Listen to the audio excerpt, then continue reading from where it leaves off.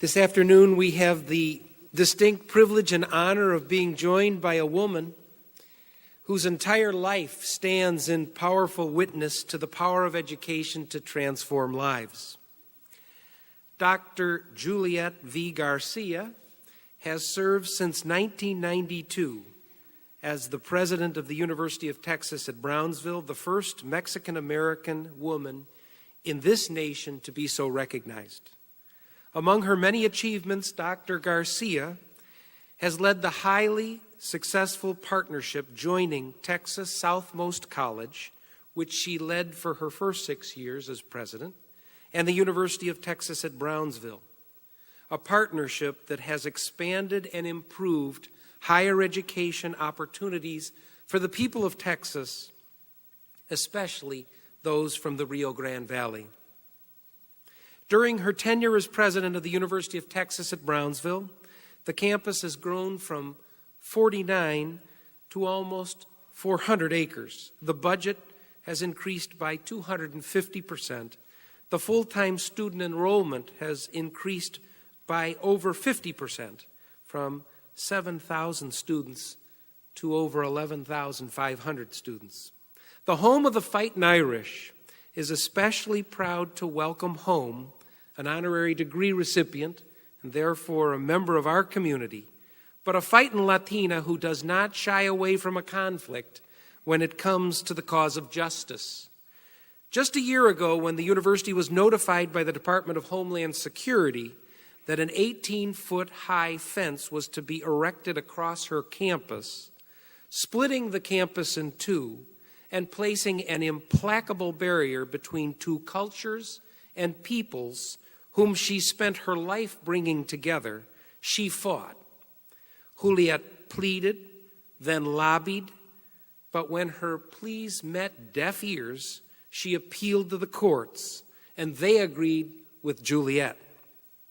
Today, the resolution reached in Brownsville to create a safe and secure border, while at the same time respecting our nation's principles as a welcoming and pluralist democracy, has become a model for communities across the border, and there's no darn fence on her campus.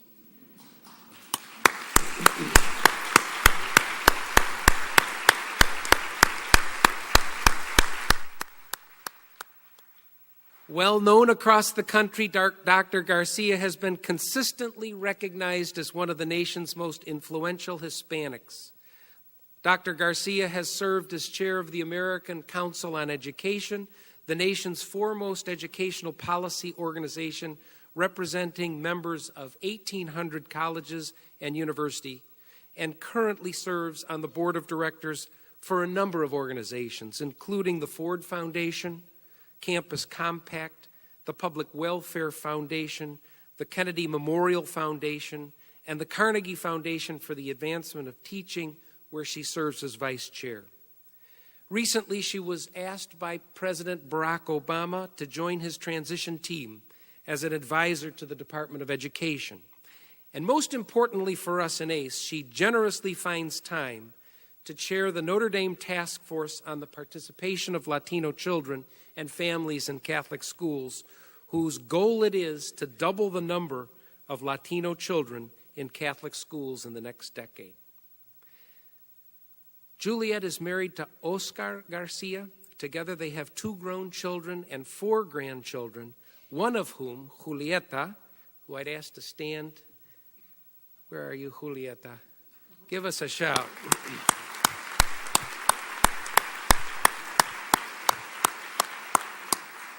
Julieta is an aspiring lawyer and just visited our Notre Dame Law School, and we can only hope she'll remember us fondly in 4 years when she's making her college choice. My dear friends, please join me in extending a Notre Dame welcome to a Notre Dame graduate, a true model of bold, imaginative, and tireless leadership for the common good, Dr. Juliet V. Garcia.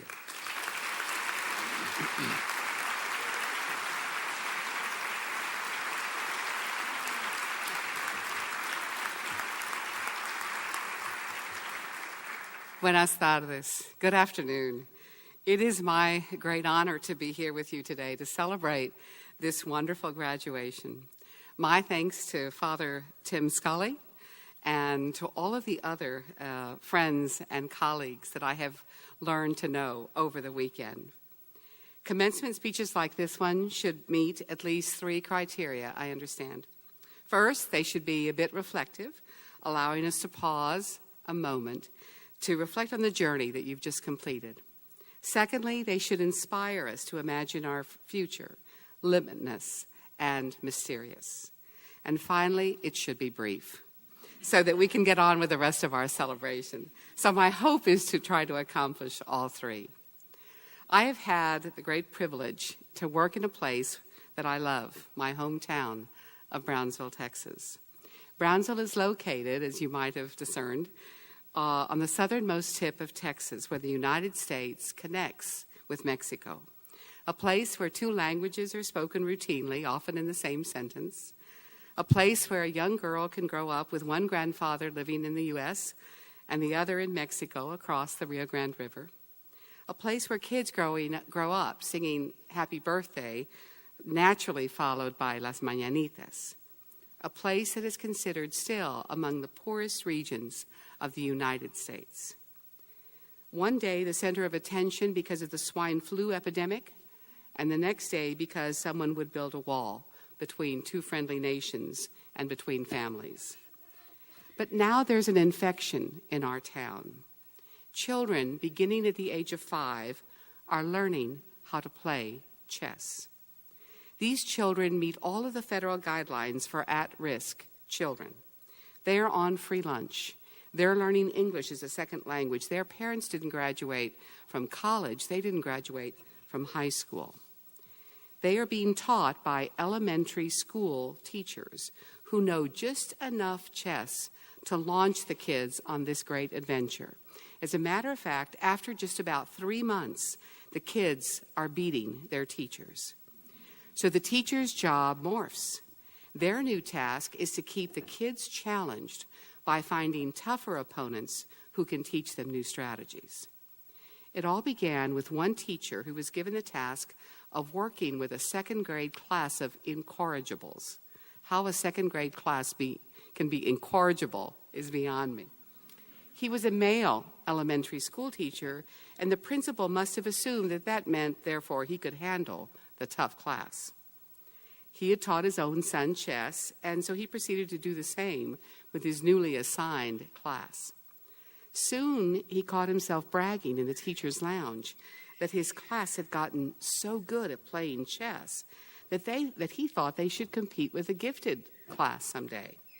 Unbeknownst to him, the principal scheduled a match between his class and the gifted program chess team across town. When the principal told the teacher what he had done, the teacher was greatly distressed and says, "Well, I said they were good, but I'm not sure that they're that good." The day of the match came, and the class of former incorrigibles won. Soon the teacher was teaching other teachers how to teach chess. The infection spread from one classroom to another, from one school to the next. Soon, and today, thousands of children in Brownsville are playing chess, early in the morning before school, at lunchtime, and staying after school as well. One of the elementary schools in one of the poorest parts of our town, Morningside Elementary School, soon became infamous for their chess prowess. Morningside became city champs. One of the teachers suggested they consider going to regionals. With no school district money available, it had already been budgeted for football. Parents had bake sales and car washes to raise money for the trip. A local merchant had some leftover green T-shirts, so he donated the shirts for the kids to wear. And the teams were off to district competitions. Morningside Green Shirts won the district championship. Again, one of the teacher coaches suggested that if they could win at district, maybe they should go to state competitions. Well, Texas is a pretty big state with lots of schools and many more advantages than high-poverty schools in Brownsville. But the kids didn't know that. They hadn't calculated the odds or read the federal reports. So once again, bake sales and car washes were the order of the day. By this time, the school district was beginning to wake up to the fact that something special was going on in their town. With the parents' contributions and some school district funds, the children were flown to Dallas. Only a couple of them had ever boarded a plane before. The teacher coaches decided to tell the kids that they were just going to go play in another gymnasium, a larger one this time, because they were concerned the kids might get a little spooked if they knew they were going to state competitions. Morningside Elementary School won the state competition in chess. They beat public and private school teams from all over the great state of Texas. And now folks in Brownsville began to take notice. On the way home from state competition, one of the teachers says, well, if they can win in the big state of Texas, maybe they should get a chance to go to the national competition. The cycle, as you might predict, started all over again. This time the competition was in Washington, D.C. The green shirts traveled to D.C. with their teacher coaches and a few parents. They noticed they were very different from the other teams immediately. They wore green T-shirts, not blazers with the school emblems on the pocket. They were mostly Hispanic, as is our community, 92% Hispanic. But the moment they sat down to play, it didn't seem to matter what they were wearing or what they looked like. They began to play hard. The coaches noticed that they were learning during every round. The tougher the opponents, the better the green shirts did in subsequent rounds. Each round was sort of a practice for them. Finally, it came down to Morningside Elementary School versus Hunter College Elementary School. Now, most of you have probably heard about Hunter College Elementary School in New York City. Only about the top 1% of kids that apply are accepted. They did wear blazers with neatly pressed white shirts and khaki pants. At the end of the competition, Hunter College beat Morningside by half a point. A half a point. Not bad for a little elementary school from Brownsville, Texas. But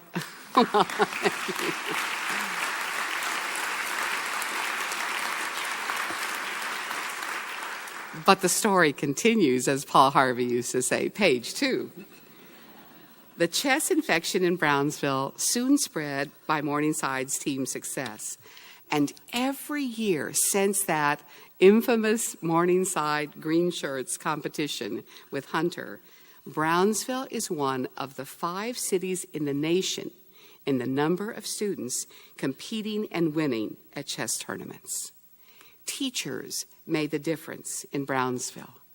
There is nothing wrong with the human capital in South Texas that a little bit of opportunity can't solve. So, understanding the environment, about 7 years ago, we established our own chess team at the university. It began with just a handful of local students. Today, it's grown to attract students from all over the world that want to play on UT Brownsville's chess team. 3 years ago, our very young chess team competed against Harvard and Yale, beating Harvard, tying with Yale. Not a bad sandwich to be in between. 1 year later, one of our students achieved the title of Grand Master during his freshman year at our university. Now, this year, our team competed their way into the Pan Am Games of Chess. This is comparable to the World Series of baseball. I worried for them. I thought they're going to become disillusioned if they don't do well, because now the level of competition is you can be playing Peru, next time with Duke, next time with NYU. So the competition is really steep. I worried for them so much that they learned that I was concerned. They assured me, they consoled me, and they said, after all, we intend to win, not get disillusioned. Going into the tournament, our A team, and this is just now 4 months ago in April, Our A team, now we have an A team and a B team, this is big stuff. Our A team was ranked in 10th place, and our B team was ranked in 17th place. The odds against us making it into the Final Four were extraordinarily great. We had tried unsuccessfully last year at the Pan Am Games, and even though we had tied, as I mentioned, and beat one of our neighbors, and beat Duke, we had fallen short of making it into that Final Four. The President's Cup, the Final Four of chess, was held in Dallas then. I traveled to Dallas like a mother hen. These tournaments last 2 days, with each round of chess a grueling 4 to 5 hours. Since my chess skills are limited to less than those of the elementary school kids, my job was just to buy food. What else does a Latina mother do, right? On the first day of the tournament, we lost to UT Dallas and tied to the University of Maryland, Baltimore. By the end of the second day and the final round, UT Brownsville chess team defeated Stanford. Our final ranking in the tournament was 3rd place, just 1 point behind the winner for first. One of our freshman players, Mauricio Flores, caught the attention of everyone at this tournament. Mauricio played the number 1 board, or the best player from the other 3 top teams, and beat every single one of them. The tournament directors named Mauricio the MVP of the Final Four. Morningside Green Shirts and the UTB chess team taught us a big lesson. They never doubted themselves, even if we had, even if our society does. My granddaughter, Juliet V, who you just met, plays chess. After one of the tournaments that she had just played in, I asked her if she'd won or lost. She turned and looked at me and replied, "You never lose at chess. You either win or learn." What if enough money had not been raised to send these kids to the national tournament? What if our own fears of failure had become theirs? The second story, and the last, is about a lesson that I learned over 25 years ago. We had been given at the college then an opportunity to apply for a challenge grant with the Department of Education. If we raised $1 million in 18 months, we would get an additional $2 million. That $3 million would form a corpus for an endowment. We could use half of the endowment's interest to distribute as scholarships, the other half of the interest to grow the endowment. But if you failed to raise that $1 million, you got nothing at all. Now, our college, as a community college at the time, did not even have a development officer. And we decided that it was the only thing we could do was to at least try to give some hope to those around us. So we decided to try to raise the $1 million. Now, we went to every, I call them animal clubs, the lion clubs, the Elks Lodge, all of the, and to their auxiliaries. We asked the Republican women to give us money, and if they did, we put their picture in the paper, and then the Democratic women would call us up and say, "Well, we got some money to give too." We went to every carpenter, every lawyer, every doctor. We had black tie dinners, and we had car washes. The community raised money by sponsoring every kind of event you can imagine. I would be driving down the street, and somebody would honk, and I'd, put my window down, and they'd say, "Are we going to make it?" And I'd say, "Of course we are." And they'd say, "Oh, thank goodness." I'd raise the window and I'd think, "Please, Lord, help me make this." With the deadline just a week away, we were still short of our goal. We had asked everybody for help by this time, in the town and outside. We were making a last-ditch effort in the form of a 4-day television advertising campaign to bring in the rest of the donations. The very last day before the deadline, the media joined others at our office. They seemed to sniff the scent of failure. We were all still in the office, gathered to try to figure out where to get that last bit of money, when a lady came up the front steps of my office.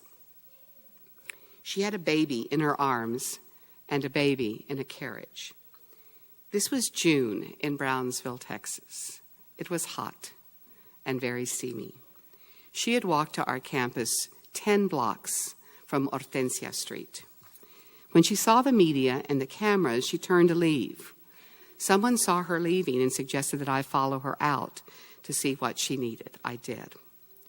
When she saw me, she took out a $5 bill from her pocket. And you know how when you've got a bill in your pocket and you don't have time to put it up, you kind of throw it in your pocket, it gets kind of scrunched up. Remember, she has a child in her arms and one in the carriage, and she's pulling out that $5 bill, and she's ironing it, trying to give it to me, not crinkled up. As she ironed the bill, I asked her why she was giving me the $5. Now remember, I had lost all sense of honor by this time. I would have taken money from everybody. But I knew that this woman needed that $5, a whole lot more than I did. She continued to iron the bill as we talked. And she said, "I'm giving it to you," in Spanish, because it is the only hope that I have for my children. We raised the $1 million. That fund today has provided scholarships to over 10,000 students, and the corpus has grown to over 5 million. Graduates today, through this extraordinary program here at Notre Dame, you have each had the opportunity to work with what they call under-resourced Catholic schools. You each have met that mother that was holding the child in her arms that day. You have also witnessed the hope that she had in her heart for someone just like you to help her change her child's destiny through education.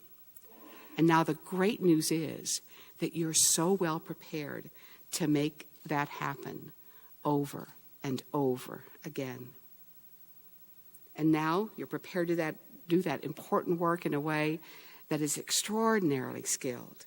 It won't be the kind of work that often makes headlines. It may not even get you a promotion. It's just the harder work, quietly, away from the limelight, and often very private between you and a few students. It's now up to you to raise the scholarship money or to help find the extra travel dollars for a chess team so they can get to their next tournament. 2 years ago, our chorale at the university was invited to perform during a Mass at St. Patrick's Cathedral in Ireland on St. Patrick's Day. It was a dream come true for our students and changed their lives forever. Coincidentally, that same day, there was an emissary from the Vatican in St. Patrick's Cathedral. And a few months after our chorale had returned from Ireland, he wrote and invited that same group to then travel to the Vatican the following year to perform and to celebrate Mass. This spring, these young students from the Rio Grande Valley of deep South Texas went to the Vatican and accepted an invitation to sing at High Mass at the main altar. Over the last 2 days of my time here at Notre Dame, I have heard your voices, much as those of our chorale. I have been captured by your own spirits. It is very humbling and very impressive. I cannot imagine more important work than you have chosen to do. And so we gather today to celebrate you, to congratulate you, because the decision that you have made to surface your own courage to do God's important work is here present with us today. Felicidades.